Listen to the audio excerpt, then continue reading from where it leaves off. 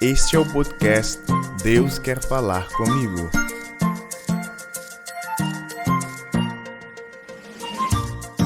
Sou Francisco Xavier e em 3 segundos partilho com você da Palavra de Deus.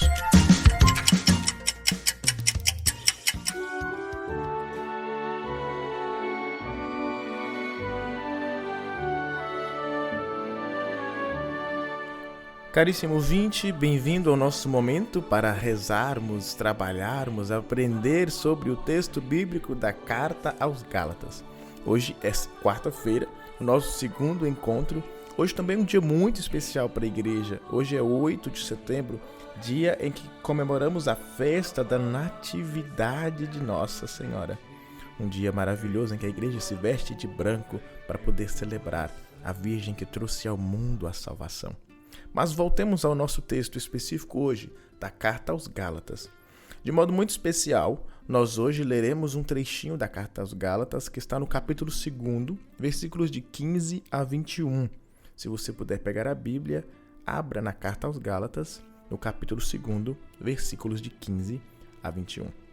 Mas antes de mais nada, é importantíssimo uma introdução ao que nós falaremos hoje. O nosso tema de hoje é o Evangelho de Jesus Cristo crucificado.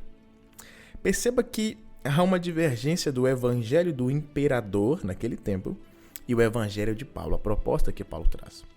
No tempo em que Paulo realizou sua missão entre os Gálatas, o termo Evangelho, Evangelion do grego, era usado no culto ao imperador romano e na divulgação de seus feitos. Os funcionários do império saíam na cidade de Roma em direção a todas as principais cidades para divulgar as campanhas, as vitórias e os avanços do imperador. As derrotas, obviamente, não eram proclamadas. Quando eles chegavam nas cidades, iniciavam o anúncio dizendo: "Olha a boa nova de César, filho de Deus, ao povo da cidade." O imperador cultuado como o filho de Deus, o primaz, aquele que veio trazer a paz para o povo. Naquelas mesmas cidades, onde a maioria era pobre e explorada, parece que é só naquele tempo de Jesus, né? Paulo chegou anunciando outro evangelho, o evangelho de Jesus Cristo crucificado. Este evangelho foi anunciado também aos Gálatas. Ele ensinava que a gratuidade do amor de Deus por nós foi manifestada na cruz de Cristo. Por isso, a fé em Jesus, que foi crucificado, levava as pessoas a vivenciarem o amor fraterno com gestos de acolhimento, de partilha e de solidariedade. O Evangelho de Paulo despertou nos Gálatas o sonho de vida e liberdade e assim formaram comunidades fraternas.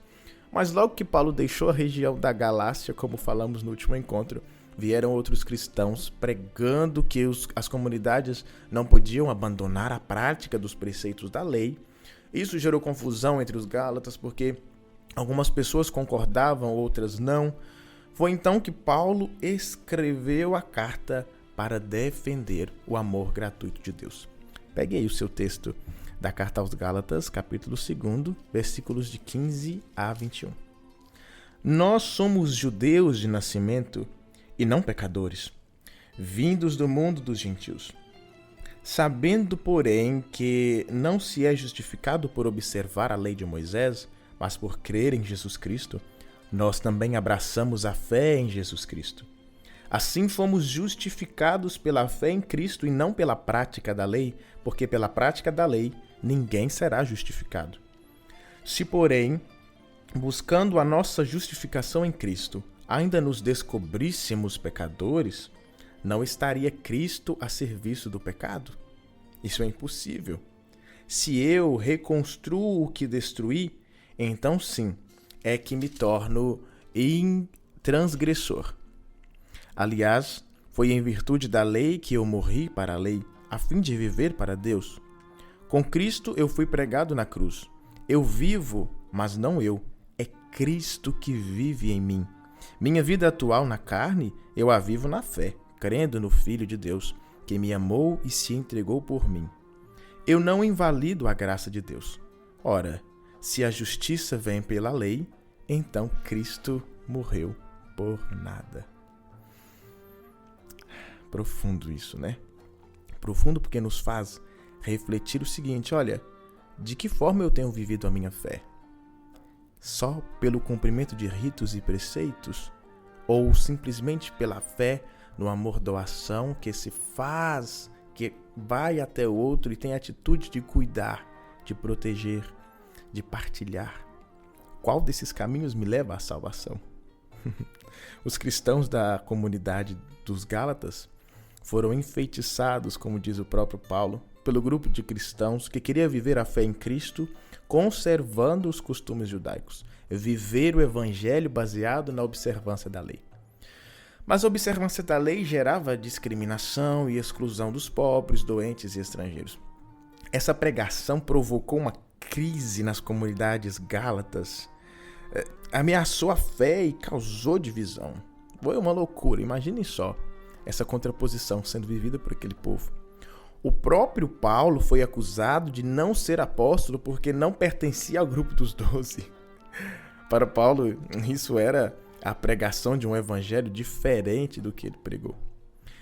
Em tom severo, Paulo defende o verdadeiro evangelho de Cristo crucificado e ressuscitado, bem como a autoridade do seu próprio ministério, e reafirma que o homem não é justificado pelas obras da lei, mas pela graça de Deus, mediante a fé em Jesus Cristo, que me amou e se entregou por mim, como está na palavra que ouvimos. Deus reconhece a pessoa pela prática do amor ao próximo e não pela observância de preceitos. A cruz de Jesus, sim, é o ponto de partida da libertação de tudo o que escraviza e diminui a vida. Como se não bastasse a pandemia, um governo sem cuidado e insensível diante de tantas mortes faz aumentar o sofrimento do povo. E a fé em Jesus Cristo nos chama a um compromisso com as pessoas crucificadas de hoje, que sofrem exploração, fome, desemprego. A fidelidade ao Evangelho de Jesus crucificado deve nos levar à prática do bem, a viver no amor, a defender a vida, a superar a acomodação, a indiferença, o moralismo que exclui e divide.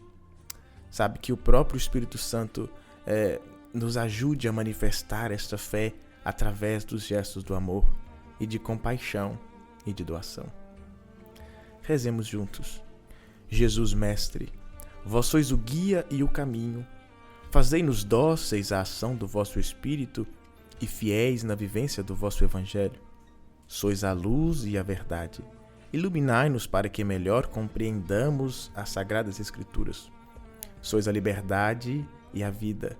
Transformai nosso coração em terra boa, onde a palavra de Deus produza frutos abundantes de fraternidade e de paz. Fazei-nos crescer no vosso amor, para que sejamos, como o apóstolo Paulo, testemunhas vivas do vosso Evangelho. Com Maria, Mãe, Mestra e Rainha dos Apóstolos, guardaremos a vossa palavra, meditando-a em nosso coração. Amém. Caríssimo ouvinte, muito bom tê-lo neste momento de oração, de aprendizado, de reflexão. Fique em paz, tá bom? Pela graça de Nossa Senhora, que hoje celebramos pela liturgia sua natividade, a festa da natividade de Maria, desça sobre nós a bênção do Deus Todo-Poderoso, Pai, Filho e Espírito Santo. Que você fique em paz. E até amanhã para o nosso momento de reflexão com o Evangelho do Dia. Até lá.